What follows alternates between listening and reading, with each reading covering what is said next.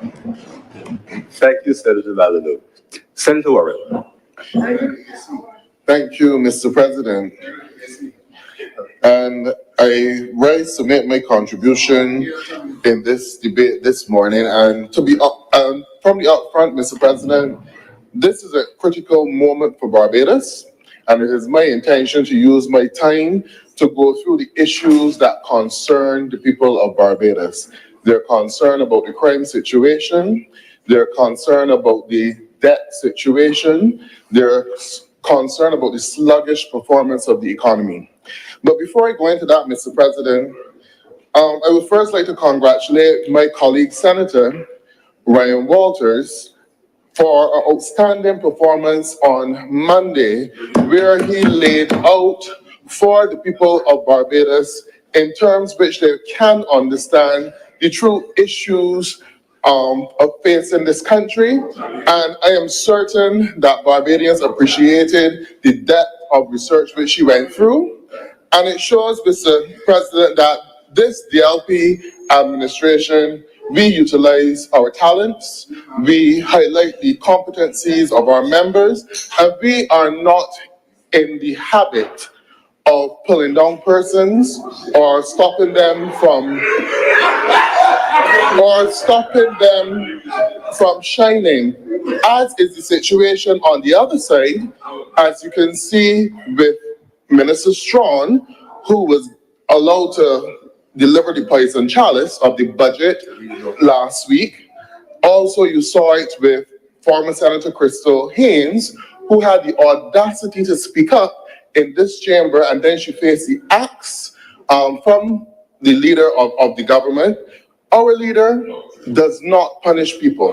Our leader allows the leader of the Democratic Labour Party allows our members to shine, allows order, senators, and allows them to hear Senator Worrell.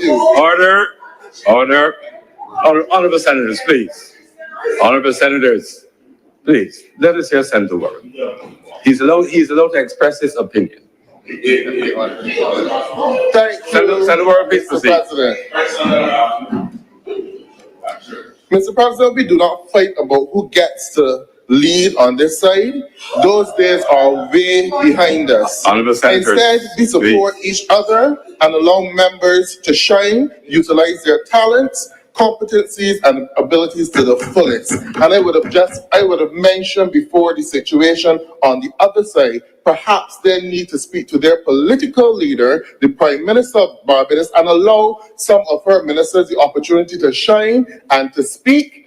And, you know, Senator Cummings in her opening spoke about the Barbados Labour Party surrounding themselves with experts.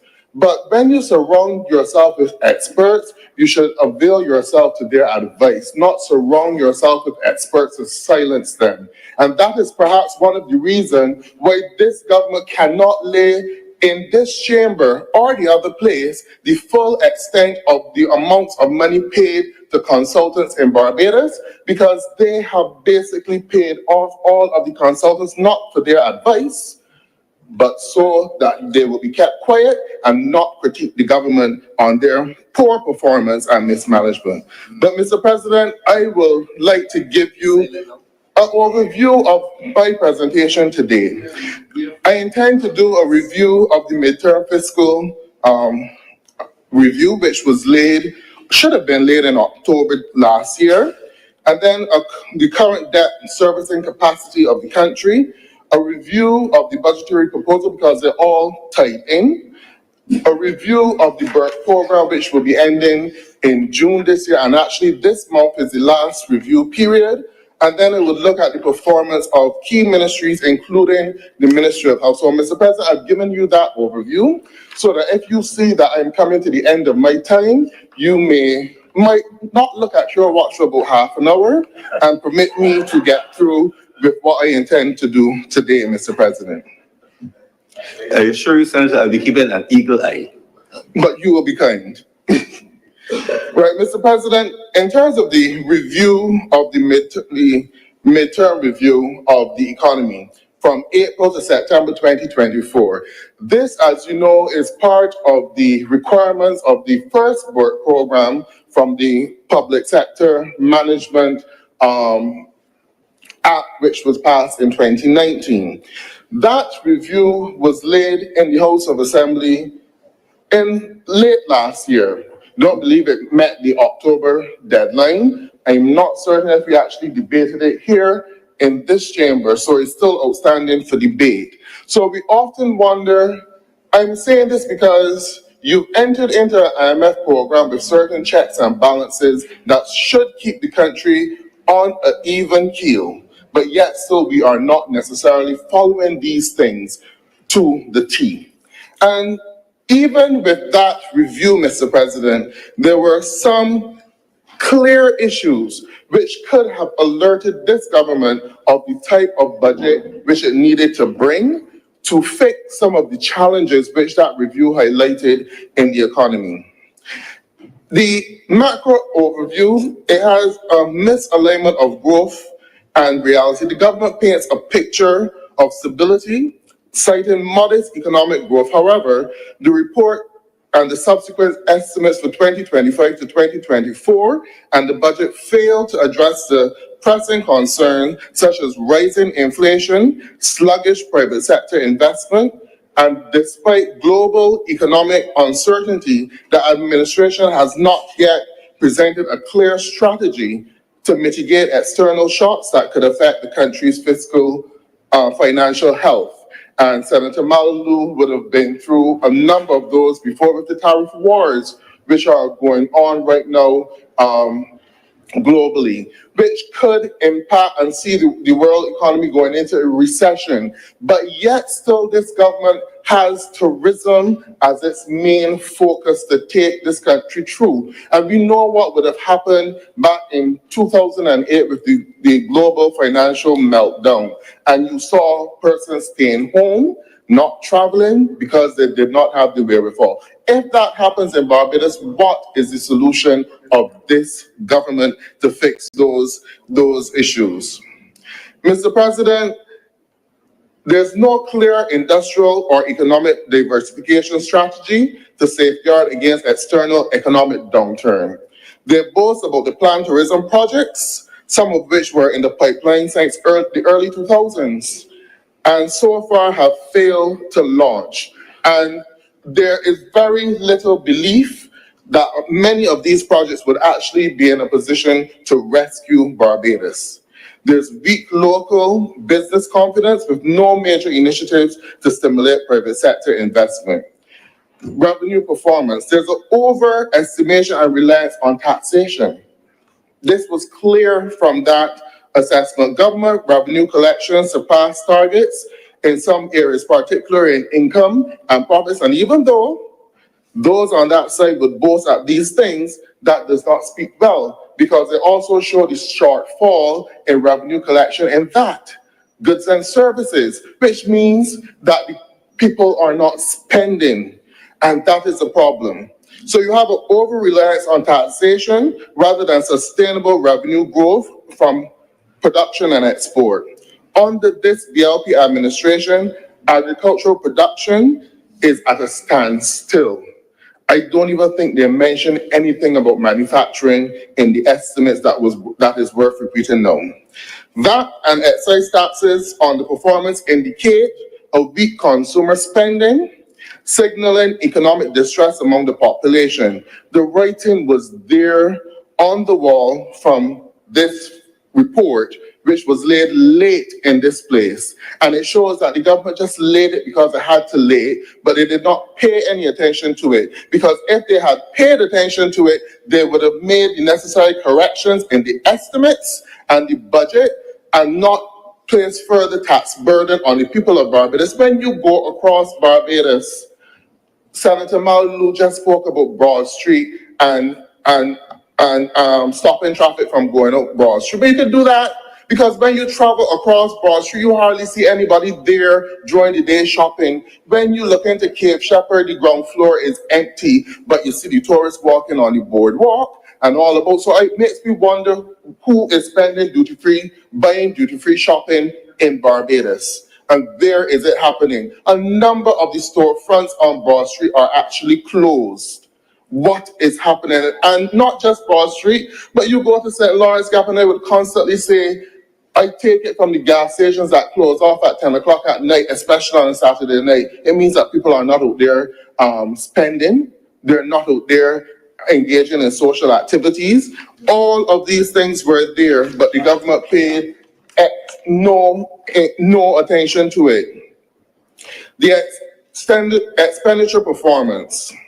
Government expenditure continues to grow, outpacing revenue. The report reveals that while wages and salaries remain stable, capital expenditure has increased, yet with minimal transparency and efficiency. They're ballooning interest payments on debt.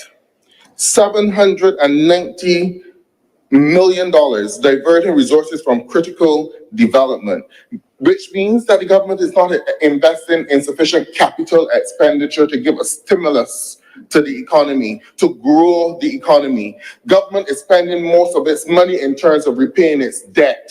And that is why you cannot see a new school built in Barbados. That is why you cannot see the necessary repairs and upgrading to the hospital facilities and the polyclinic facilities across Barbados. That is why you have not seen any new infrastructural projects in this country based on this government. When the Democratic Labour Party was in office, we built houses. You cannot even get the houses done because you start them wrong. You cannot deliver on housing for the people of Barbados. When the Democratic Labour Party was in office, we built new office accommodation for our civil servants. Have you built any? When the Democratic Labour Party was in office, you have not even fixed. You have not even been able to do something with the Greenland dump, as you mentioned, Vaucluse, which is pretty close to Greenland landfill. It just shows that this government has a history of not being able to spend money to benefit the people of Barbados. And all of what is happening reeks of possible corruption. The government's failure to curb spending in non-essential areas exacerbates fiscal risks. The frequent travel miles being racked up by the Prime Minister and her entourage spending on consultants, the lavish spending on regathering, and the other extravagant activities with no real return to the public, failed Trident ID card, launch, failed BTMI slogan, the list goes on. The debt service payments remain alarmingly high, consuming resources. No structural plan for the debt reduction, instead relying on refinancing. It is the correct speech. Government.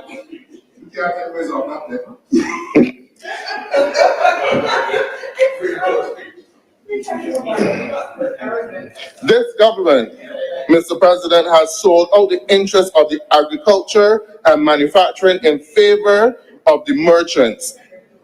They have a habit of import and put 100% in it, but you saw nothing in the budget to stimulate agriculture.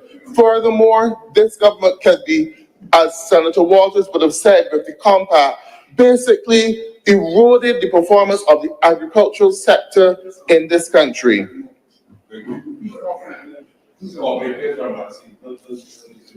But Mr. President, I continue with my presentation.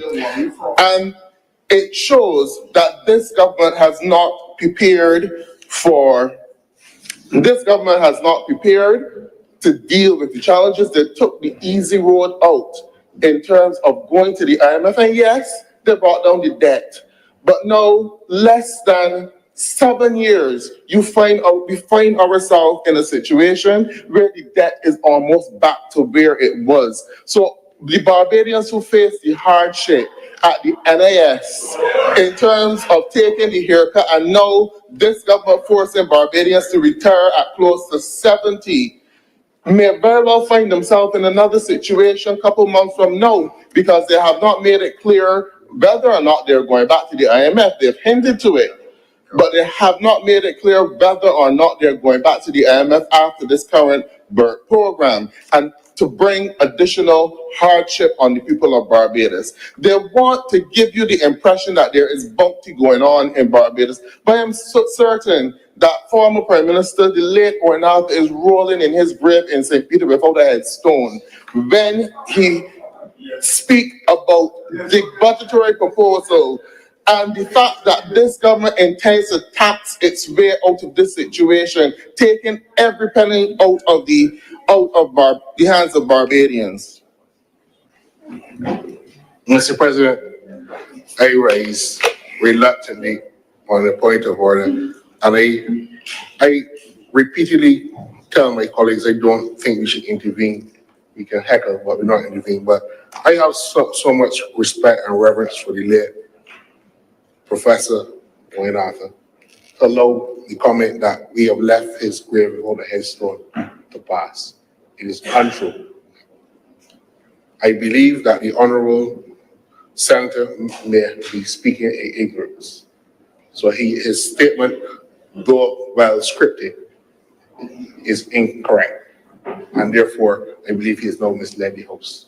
There is a wonderful headstone at Mount Pleasant in tribute and honor to the late, great Professor Wayne Arthur. Thank you very much, Senator Nicholson. Senator Worrell, given the Parliament, they have a former leader of the country, a long-standing member of the Parliament, both in this chamber and the other chamber. You want to withdraw that error and move on so that 1,000 years from now, the record would not reflect the error. So withdraw, Mr. President. At least he did not have issues with the fact that he is rolling in his grave. Nonetheless, as a result of the poor economic performance of this government. You are allowed that opinion. I just urge you not to try to do research on it to prove it as fact. Because we restrict our research to the above ground facts. Stay above ground, please. Please continue, Senator Worrell. Thank you, Mr. President. I am not just speaking, I am speaking based on facts, Mr. President. And if you look at the estimates of this government over the last couple of years, from 2018 to 2019, they often speak about the debt to GDP. Yes, we know that the GDP of the country has increased because the government, based on the IMF program and work done by Carter, they would have done the regrading exercise and made some adjustments to how you calculate the GDP. But have you heard them speak of the debt service of this country? And when you look at the percentage of the total the debt service as a percentage of total expenditure, in 2018, 2019, it was 37.37%. These all come from the estimates, Mr. President. 2019, 2020, 22.23%, good. You lowered it. 2020 to 2021, with COVID, it went back up a little bit, 26.16%. And then 2021 to 2022, 23.88%. But then we go from 2022 to 2023, 25.42%, 23 to 24, 31.24%, 24 to 25, 34.23%, and for this current year, 26 to 25, is projected to be 34.25 to 26. It is projected to be 34%. This shows, Mr. President, that this government they did the debt restructuring and then they went back and borrowed out all of the money. And now they're spending the majority of the money in servicing debt. What money is left? What money is left on capital projects? What money is left to grow the economy? And this is precisely the reason why you cannot get an ease in that. You can't get an ease in the fuel tax. You can't get an ease at the port, because this government is dependent on the high taxation in order to help them service the debt, not to pave new roads, not to build out the economy, and not to support growth in this country, Mr. President. And that is what you need, because you need to take Barbados off of the one leg of tourism, and you need to put some money into agriculture. As Senator Malalu said, we need to face the reality that we need to subsidize our agricultural sector. Because of all of these tariff wars, we need to be in a position to feed ourselves healthy food. We need to put more emphasis on our manufacturing sector and on exports. None of that was in the budget, which I will come to at this time, Mr. President. None of that. One would have hoped that the 2025 budget would have presented a vision of economic stability and growth. However, it has several shortcomings that impacts its effectiveness, and the proposals lack realism, execution capacity, fairness, and long-term stability. As I said, there was an unrealistic economic projection.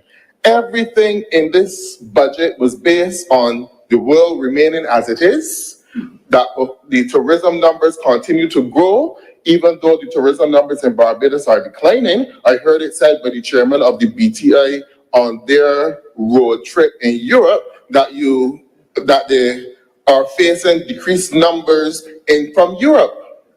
And they're also facing decreased numbers from the UK market as well. And even though this government boasts that those numbers are being picked up by the US market, the US traditionally does not spend, and they do not stay in Barbados for a long period of time. You are talking about people who come to Barbados for a weekend, 4 days, the most of it. But when you speak about the UK, 2 weeks to 3 months or more, that is what they spend. They stay here, and they utilize the supermarkets, the restaurants, the rental cars, all of those areas. But this government has not done anything to stimulate those things. As Senator Malalu said, I'm glad that I came after you. The tax on the rental vehicles is cumbersome, and it is a burden, and it makes the tourism industry uncompetitive. Mr. President, I raise on a point of order. Yes, what's the point of order? The standing orders of this House requires members to speak in the English language. And I'm sure that even with the greatest AI technology, the word cumbersome will not be found in a dictionary or AI. I thank you, Senator Nichols. Thank you, Mr. President. And that was his intervention. The point is, the $10 a day tax is difficult for the rental companies to actually administer, because when you speak about persons renting a vehicle from you for 6 months and you give them a special rate, now you have to come and put on a $10 tax for every single day. That is going to be problematic for persons in the rental car industry, and it will make the industry uncompetitive. There was insufficient relief in the budget for cost of living, which many Barbadians are crying out for. I don't know if Senator Nichols wants to raise on a point of order to refute that, but they did absolutely nothing to deal with the cost of living in Barbados, so that when you go to the supermarket at the end of the month, you will probably be paying the same thing or even more. And to add to it, when you receive your paycheck at the end of April, you receive less in your pocket because of the resilience tax, which will now be increased from 0.1% to 2.25%, and then the employers also have to foot a portion of that as well. So this government is not doing anything to reduce the cost of living in Barbados, which bothers mothers, which bothers every single household in Barbados the most. The political leader of the Democratic Labour Party called for adjustment in the light and power bills. I would hope that they can go further and do something in terms of reducing the electricity bills and also the cost of fuel in this country, because all of those things undermine the performance of the manufacturing sector, the agricultural sector, every single sector in Barbados, and contribute to the increase in the cost of living. There was little support for local business, but You have a government that is willing to give away precious land close to the beachfront of Barbados to a multi-billion-dollar bank. And I remember in 2021, 2022, this same government fought tooth and nail. I don't know if the matter has been ended as yet, to take away the land just across the road adjacent to that property from a local entrepreneur and investor. One of the only economic projects in this country that has saved a number of small businesses, and especially in the tourism sector, Savvy on the Bay. So why you want to take the land from Savvy on the Bay, but give the land on the opposite side of the road to a billion-dollar bank? Not that we do not, and let us make it clear, we do not have any issues with the bank or with working with our African counterparts, but we think that it should be done in a way that is fair to all Barbados and is transparent and above board.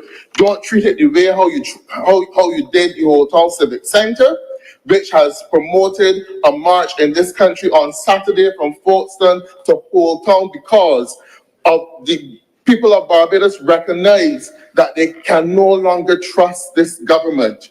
You had, after the senator got up in here and pleaded for it not to be sold, the senior minister came a couple of days after and said it was not a done deal. And then by the beginning of this month, in Parliament, read a ministerial statement that gave you the impression, all when the talk, it done gone through. So when I can forget about it, don't take what it is. You could take it or you could lump it. But the Barbados Labour Party ain't giving up their night rest with nothing that they intend to do. And it makes you wonder, why is it that this government would have gone to a republic in the middle of COVID-19 when many Barbadians could not have been able to participate in the activities or have much of a say on it? Is it because you intend that this government intends that whatever they want to do, they will do, and there will be no fair checks and balances to them? They need to put down that level of arrogance. They need to put it down and listen to the people of Barbados, especially a government that campaign on transparency and accountability. And then in the dead of the night, they pass legislation in a chamber which they have the complete majority. They don't need the support of anybody else without question. And we find out about these things later, and then they deny it. They deny it to the hilt until the information is exposed in the media and the facts come out. You can get up on a point of order to contravene any of those things. But I'm saying to you, it is not right, and this government needs to check itself. Mr. President, with regard to the IMF program, which comes to an end in June this year, many Barbadians may not know that the last review period for that program will be the end of this month in March. So all of the checklists that the government needed to check in order to get the drawdown, which will come in June, need to be completed in the end of March. But what it also does, it gives, to me, this government a grace period, a free-for-all, where they can possibly, between April 1st and June or whenever they decide to go back into an IMF program, that they can lick out and spend the taxpayers' money however they see fit. And that is exactly what I got from the estimates, the appropriation bill, which I will come to examining shortly. Because Barbadians need to be vigilant and recognize that after March 31st, and the reason why we are here today to pass this appropriation bill, after the last review period will be done for things happening up to March 31st. And then the government will get their drawdown, which is due to them in June. The current program comes to an end, and it is up to the government to determine whether or not they will enter into another program.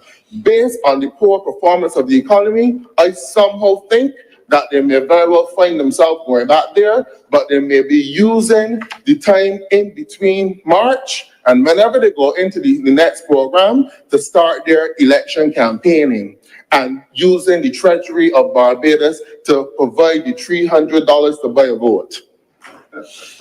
And I'm asking Barbadians to be vigilant Honorable and Senator, look for that. you're well aware of the rules of debate, which says that you, honorable member, cannot impute improper motives to a member of either house, and that would be highly improper. Indeed, it would be illegal. You will withdraw that and have it struck from the records. Thank you, Mr. President. I so withdraw it. Thank you very much. But I continue. Mr. President. Yes, Madam Deputy President. Sir, I am rising on a point of order a little late, but I'm deeply concerned about another statement by the Honourable Senator that made its way into the record, and I'm asking to have it struck. It is the matter of the statement that the government comes into the House in the dead of night, does matters clandestinely, this is my language, not that which was used, does matters clandestinely, and no one knows until it is ferreted out. I think that that is a very dangerous and inaccurate and untrue thing to allow to stand on the record and go into the public domain.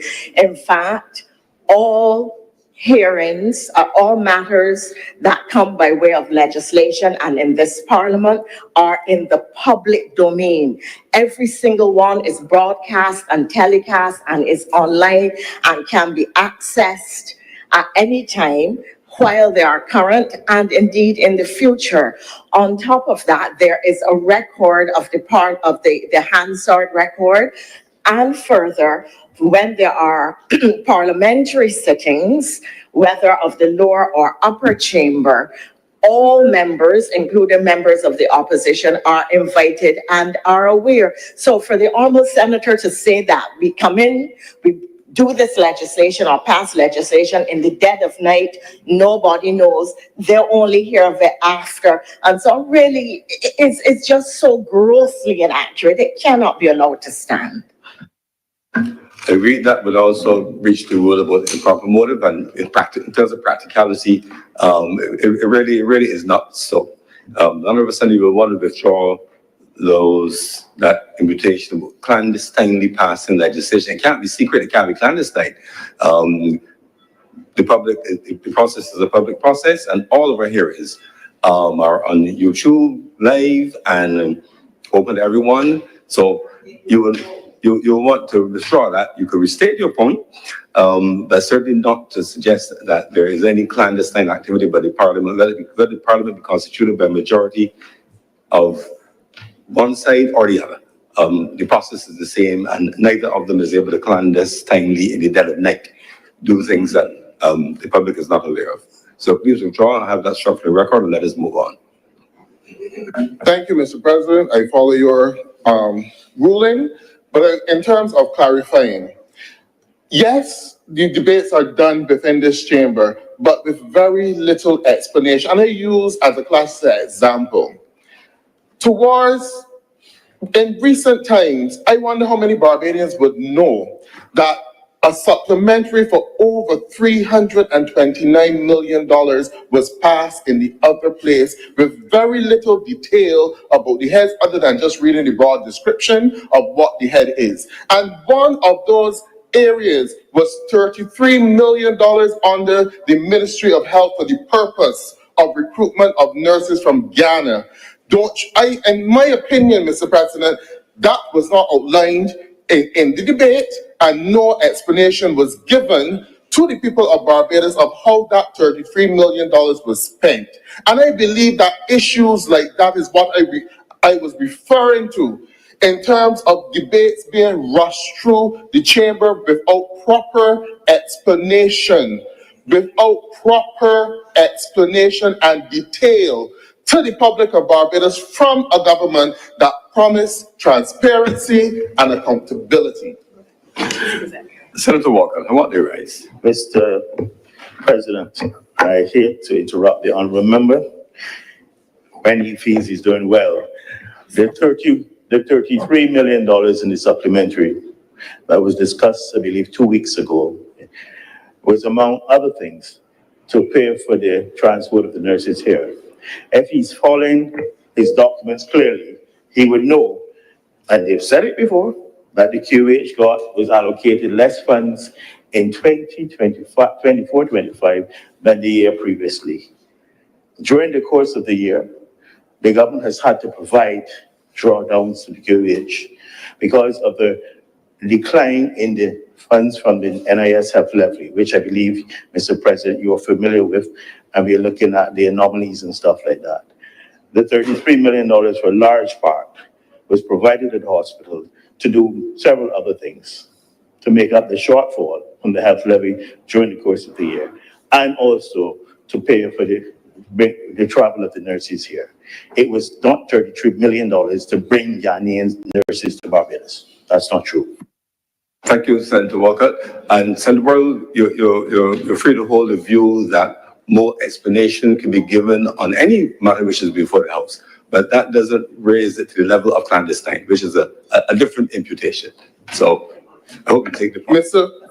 President, we already dealt with the clandestine part. I'm dealing on the part of the explanation, and nowhere in the documentation which was presented in the other place and shared with us here did the explanation which the Minister of Health gave. And we should not have to be guessing. We should not have to be begging for information. The details should have been there. And I said what I said because that is clearly what was stated next to the $33 million recruitment of nurses from Ghana. And I questioned it in my mind, and I want to question it before the Senator, the Honorable Minister of Health, who would have an opportunity to speak sometime after me, if he would be willing to give a more detailed breakdown, line by line, of how that $33 million was made up, and actually how much money was actually spent to recruit nurses from Ghana, and what is being done to shore up the recruitment of nurses in Barbados, so that we can have a comparative analysis on the amount spent on nurses from Ghana and what could be done in terms of creating meaningful employment and training for Barbadians to assist in the health sector in this country. That is the point that I would like to make, and kindly, Mr. President, I will move on.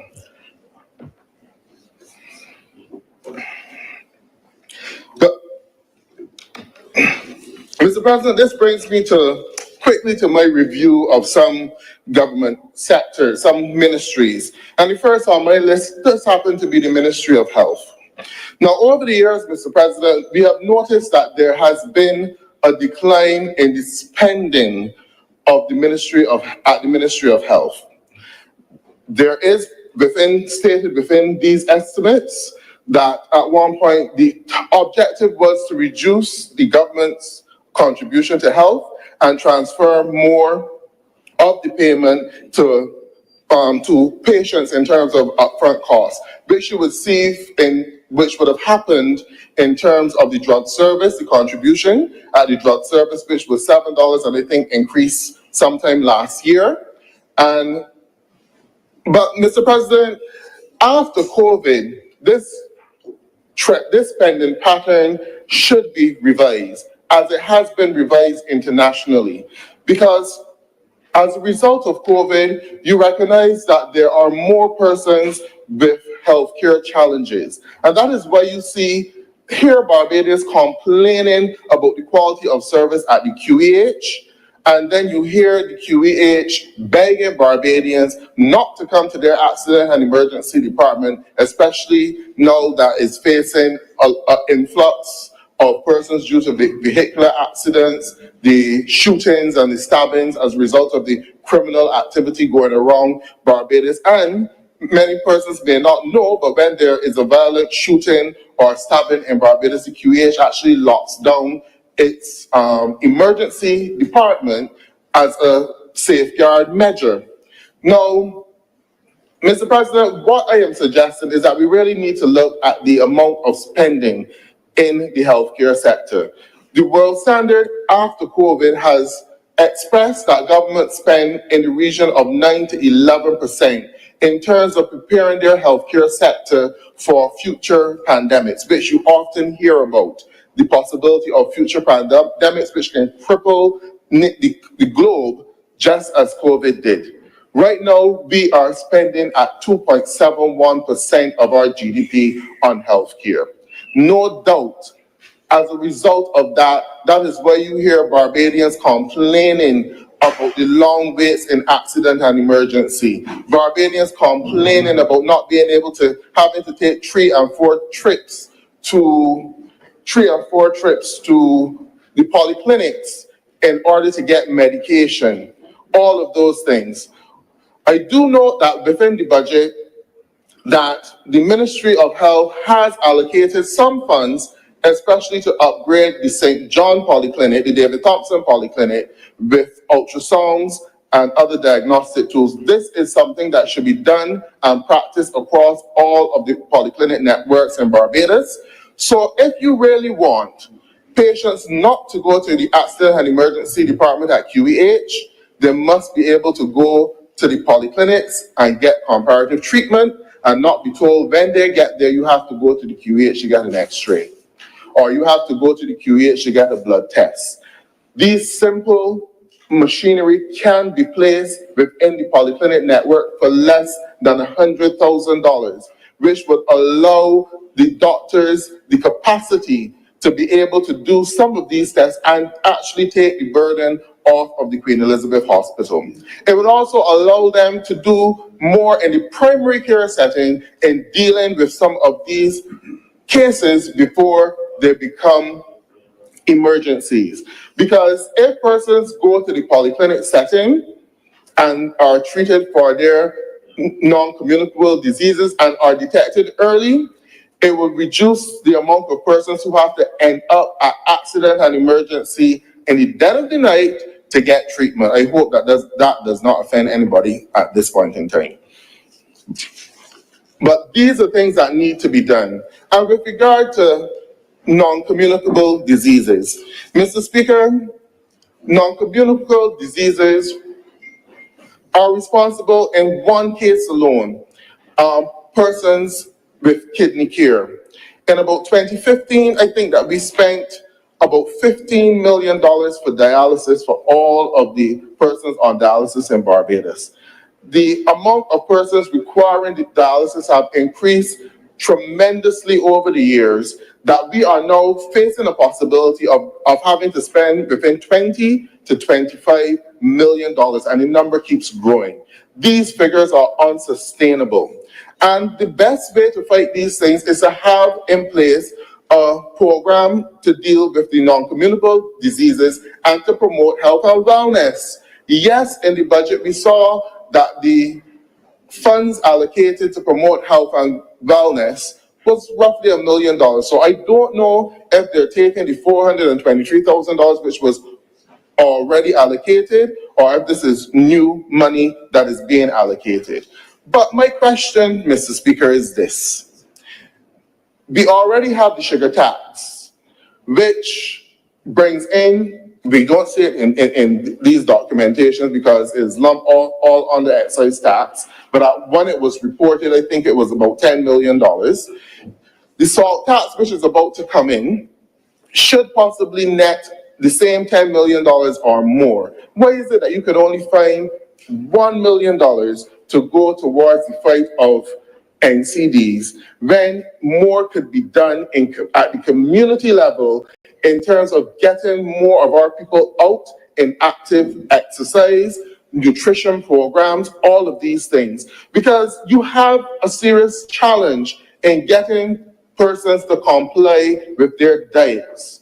Because the family members may think one thing, but the nutritionists think something else. And if the nutritionists have the opportunity to interface with the patients and the family members more often, I believe that you will see greater compliance in the diet, and you will see better control of the NCDs within our population. We definitely need to do more to control our NCDs, yes, in this country, Mr. President.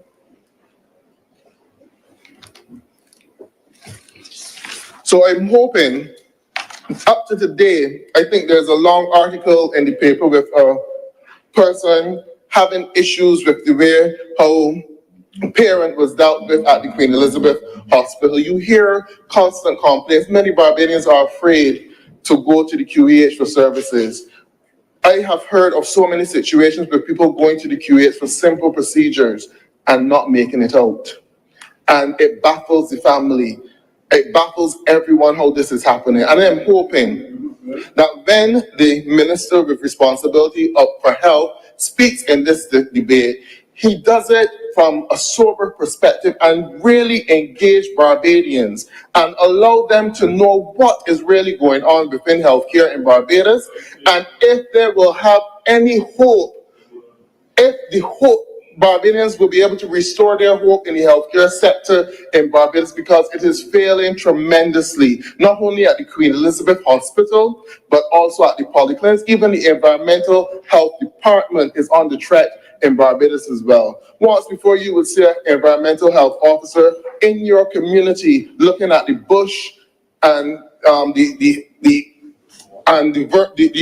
rodents and all of those things at least every quarter. No, you probably see them once a year because there are not enough staff to do it. All of these are things that need to be addressed going forward in this country, Mr. President. And as the Democratic Labour Party, if the Honourable Minister does not know how to deal with it, the Democratic Labour Party does. And we will put the plans in place when the time comes. And we will share, and we've already shared freely with you some of those steps, but the people of Barbados need to hear from you, from the Honourable Minister of Health, what are the plans to save the healthcare sector in Barbados? Mr. President, I now come to the Ministry of Transport, Works and Water Resources. I looked at this ministry because when I looked at these estimates and the amount of money which was anticipated to be spent in this country, I said to myself, this seems to be an election estimate based on the amount of money which was allocated in certain ministries to be spent. And the Ministry of Transport, Works and Water Resources is a classic example for that. And this is important for us to look at during this appropriation debate, because there is no metric to monitor and evaluate the performance of the Ministry of Transport and Works. If the ministry tells you that they're going to spend $2 million to repair roads, we don't know how many kilometers of roads would be done with that $2 million, or none of that information is provided. You don't have a gauge. You don't have a gauge of how many roads would actually be done by the ministry in that particular time, especially if the work is done by MTW. Because we do know that the money will be expensed by MTW to do a road. All of the material will be placed there for the road. The laborers will turn up every single day, meaning that they're being paid.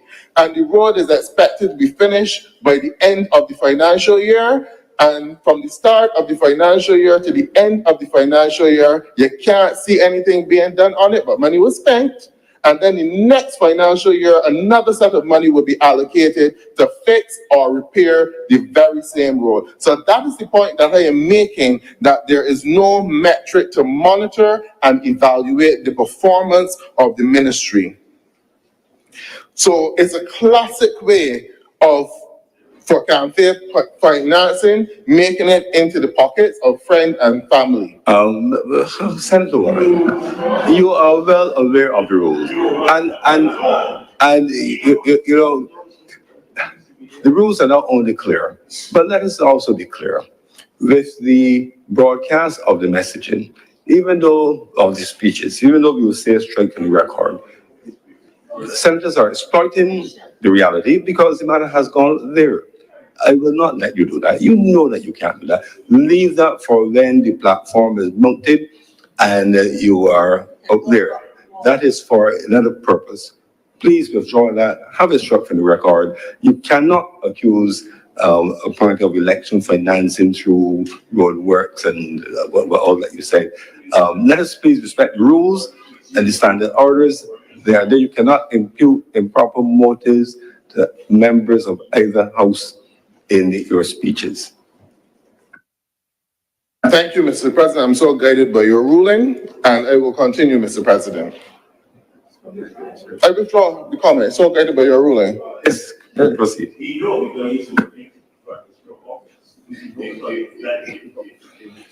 Yeah.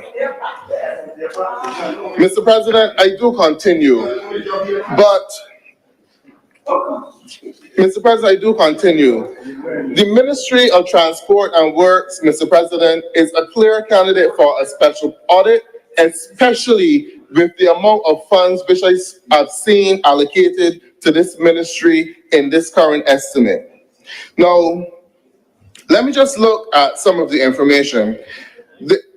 Under the heading of Program 510, Road Network Services, Tenantry Roads, there's a huge jump in assets under construction from 1.2 million for 2024 to 2025 to 5.7 million for 2025 to 2026. Now, this ministry in 2023 to 2024 was only able to spend $224,000, not million, $224,000 in a year for this same project. So I would really like to have a clear explanation of how $5.7 million can now all of a sudden be allocated for this ministry when the practice has only been able to spend $224,000. Those are things that are alarming and suggest to me that this is an election estimate. The same argument can be made through the actual expenditure. This is for the next program, Program 498 Road Rehabilitation through CAF. But I do know that you got CAF loans, so maybe you would be able to do more expenditure under that. But the actual expenditure in 2023 to 2024 was 8.9 million. The allocation was almost double in 2024 to 2025 of 15 million. So I would really like to know how much of that was actually spent during this period. It should have been in the midterm review, at least the start of the spending on that project. The next program, Highway Construction and Maintenance Services, which I find most alarming, Mr. President. Because there was normally a ratio between the assets under construction and the statutory allowance for this. This is work which is actually done by the MTW. So, for example, in 2023 to 2024, the assets under construction was $27 million, and the statutory personal emoluments was $12 million. So almost a 2-to-1 ratio. When you look at 2024 to 2025, the assets under construction was $14 million, and the assets under construction would go towards the purchase of the materials because they need to have the materials in order to work with. $14 million, and the personal emoluments, $10 million. So you can almost see the relationship. But now you come to this current estimates, the assets under construction is $13 million, but there's this massive increase in the personal emoluments of $14.2 million. So you're going to employ more people to do less work. That is what this is saying to me. So I would be glad if you can give some sort of explanation of this election math within the estimates, Mr. President. In my opinion, the ministry is a prime candidate for a special audit by the Auditor General. And I would hope that, I know that Senator Nurse yesterday made mention of the function of the Auditor General. And he was corrected by the leader of government business, Senator Cummings, in saying that the Public Accounts Committee last met in June of 2024. But what Senator Cummings failed to elucidate about is that at that same meeting, now this Public Accounts Committee is set up to scrutinize the accounts of the government. So it would make full sense for the opposition to have the right to put on the agenda the accounts which they would want to scrutinize, not for the government to want to make the agenda of what they want the Public Accounts Committee to look at. And Senator Cummings don't have to rise on a point of order, because I do know that she led the charge on behalf of the government in making sure that the agenda which the chairman of the Public Accounts Committee wanted was not addressed, and therefore wanted the Public Accounts Committee to look at matters Mr. Chairman, I'm raising a point of the order. government. What's the point of order? The honorable senator is misleading the House, and I do not think it is not deliberate. It is deliberately so at this point. Mr. President, to the best of my knowledge, I just want to be clear, I could be wrong, and I'm subject to correction, but I do not believe that the honorable senator sits on the Public Accounts Committee at this time, because to the best of my knowledge, the honorable senator joined the Senate after the last meeting of the Public Accounts Committee, and therefore is not privy to any contribution which I made. So that's the first point. And therefore he cannot speak about a matter of which he does not have first-hand knowledge. The second point that I would wish to make, but I will make it during my wrap-up a little later on, is that the agenda of the Public Accounts Committee is in fact set by the members of the Public Accounts Committee. The meetings are called by the chairman of the Public Accounts Committee, and I can say without equivocation, Mr. President, in this honorable chamber, that the chamber has a chairman of the Public Accounts Committee who is the leader of the opposition. The honorable member does not sit on that committee so far, Mr. President, because he joined the Senate after the last meeting. And despite this chamber meeting in Management Commission to appoint the honorable member who just spoke to the committee, he has not had the opportunity to sit on the committee, not by my own doing, but by the fact that his own leader has not yet called the meeting to which he can attend, Mr. President, since last year. Thank you. Please continue, Senator Worrell. Thank you, Mr. President, and thank you, Mr. President. And for the record, the meetings of the Public Accounts Committee are carried live on the Parliament's Mr. website. President, I rise on a point of order again. What's the point of order? The honorable senator is misleading the chamber. The meetings of the Public Accounts Committee are indeed carried ordinarily on the YouTube, but these meetings were held in camera. There is a Hansard record, however, and so these meetings were not broadcast. I intend to speak about those meetings a little later on, but the honorable member has no way of having seen these meetings which were held in camera in this chamber. Please press on, Senator Worrell. Thank you, Mr. President. But just to give explanation to the question that Senator Nurse would have raised, the Public Accounts Committee needs to have the liberty to focus on its agenda, to bring matters which they believe need to investigate matters in the government. And if the government, which has the majority on the committee, does not allow the chairman to be able to have the leeway to actually set the agenda and bring the matters which need to be discussed, this is where this country will run into issues. Mr. President, I rise again on a point of order. The honorable senator is misleading the House. It is to my certain knowledge, because I, unlike the honorable member who is speaking, I sit on the committee. I sit on the committee, so I don't speak about secondhand information. Mr. President, the honorable leader of the opposition has indicated that he would wish to discuss a matter which is not before the Parliament. The item that the honorable leader of the opposition is speaking about from the length and breadth of Barbados has not been laid in the Parliament, and therefore the Public Accounts Committee cannot put it on its agenda. And so I believe the honorable member needs to withdraw that statement again, because even though it has been said on other platforms outside of this honorable chamber, here we have to be accurate for the record. Please wind up, Senator Worrell. You have 3 minutes to wind up. Thank you, Mr. President. Mr. President, On a point of order, Mr. President, sir. What's the point of order?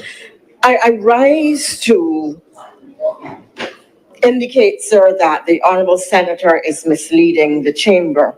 The honorable senator has said that the members have, in essence, again, I'm paraphrasing and using perhaps more elegant language, that that the members of the Public Accounts Committee are frustrating the leader by trying to determine what the agenda should be. Mr. President, sir, the members of the Public Accounts Committee are Senator Lisa Cummings, Senator Crystal Drakes, not known to be particularly partial to the Barbados Labour Party government, Senator Nichols, Senator Blackman, Senator Walters, Senator Worrell, who we admit has not been before. These are not people, the government does not have large enough numbers here to frustrate the agenda of the leader of the opposition.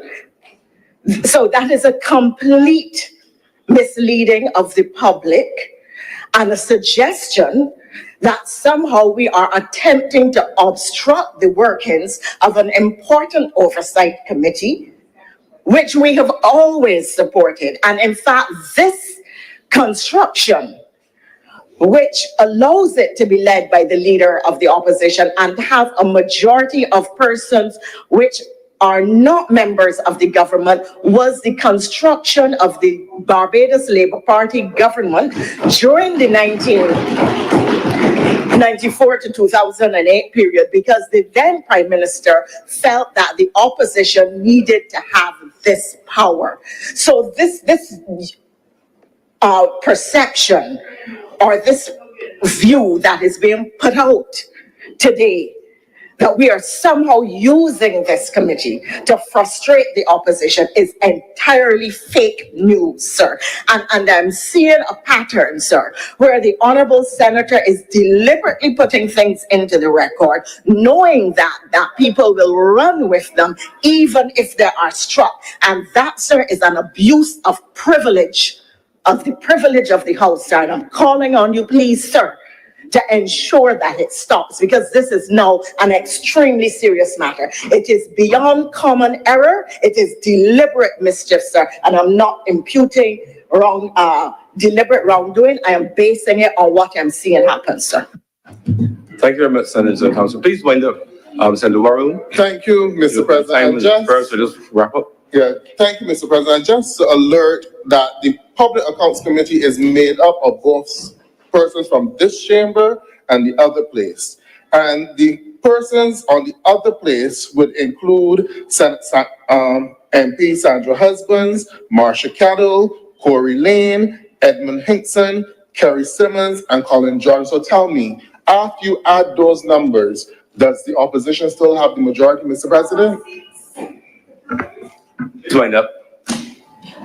Mr. President, I would like to use, because I believe I would have had 3 minutes before the long intervention.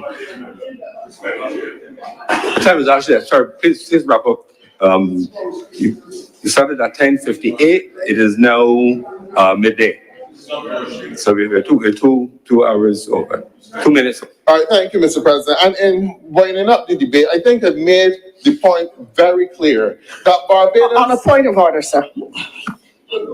What's the point of order, Senator? The honourable senator is misleading the House in suggesting, sir, that the government is attempting to frustrate the workings of the committee. I would wish to draw attention to the chamber that the opposition actually brought to Parliament a bill or resolution to abolish the Public Accounts Committee, sir. That needs to go on the record. Thank you. During 2015 to 2016, sir, I just want the record to be accurate. Thank you very much. Remember that moment. Please wind up Senator Worrell. Mr. President, with all of the fluff that was laid in this estimates debate, the critical issues to Barbadians remain that we want to hear the government speak to the realities and the real issues. How are they going to diversify this economy away from tourism? Because all of their budget and their estimates are based on the performance in tourism, and not taking into consideration the turmoil in the global economic environment. They're not addressing the issues of cost of living. They're not addressing the realities that affect many people who are concerned about having to go to the Queen Elizabeth Hospital and accept a high level of service. So I will appeal to the government that when they take to the floor, that they put aside their arrogance and they have a conversation with the people of Barbados. They campaign on transparency and accountability, and right now the people of Barbados do not have any trust in the government. And with those words, Mr. President, I thank you. Thank you very much, Senator Worrell.